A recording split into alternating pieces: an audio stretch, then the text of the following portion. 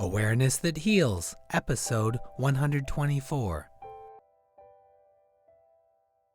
So let yourself recognize that you're in a continuation of developing tools to be able to support yourself right now while you're anxious. Anxiety, I am aware of you.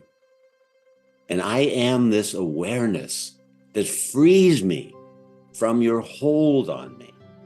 This awareness has the capacity to respond to you and beyond you to wherever I am while I'm anxious.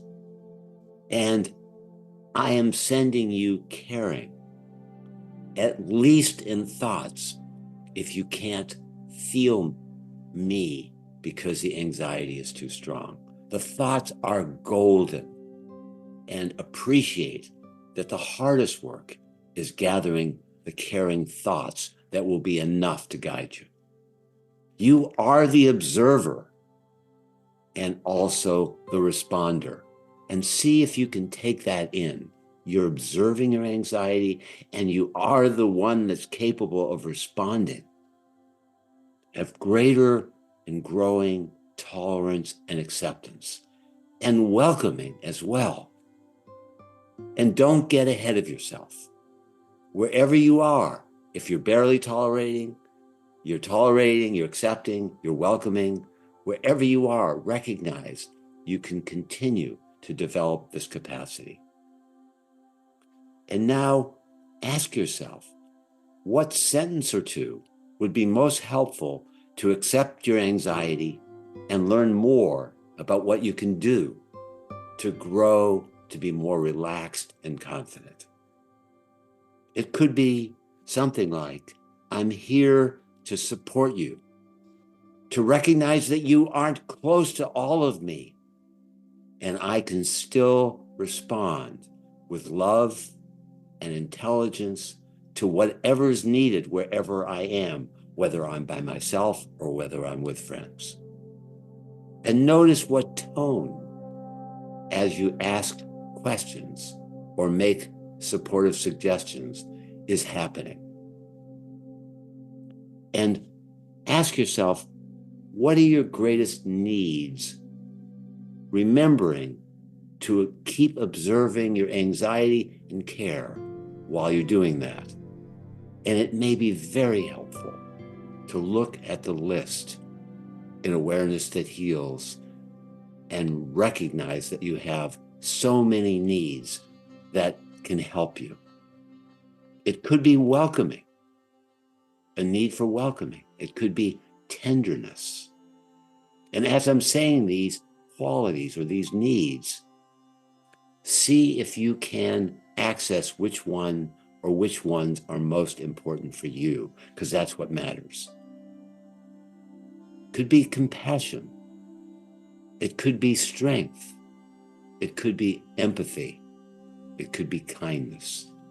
So keep asking yourself, what are the greatest needs that you have while you're anxious?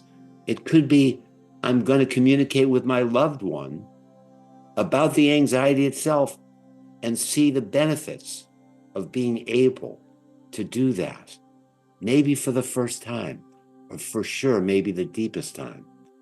And instead of putting yourself down like that damned anxiety, you can have an attitude that is revering your capacity to reveal your anxiety, something that very few people are able to do. I trust myself with my anxiety. See if and how much you can let that in. You are giving yourself whatever the most important need is and reviewing the needs in your awareness and in the list to make sure that whatever you need when you're anxious is there for you.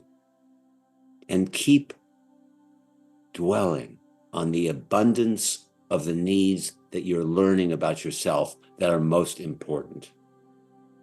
And lastly, be as appreciative as possible that you're doing the inner work to work with your anxiety, to care for yourself, and recognizing that this is going to be of the greatest benefit for those that you love and for the world. Because as you deal with your anxiety and bring your heart to it, you're also caring for the world more and more. Thanks for listening to Awareness That Heals. Please click subscribe so you won't miss an episode. If you love the podcast, the best way to help spread the word is to rate and review the show. This helps other listeners like you find this podcast. We're deeply grateful you're here and that we have found each other. We encourage you to download our introspective guides at awareness-that-heals.org. They will be helpful to you while listening to our podcast.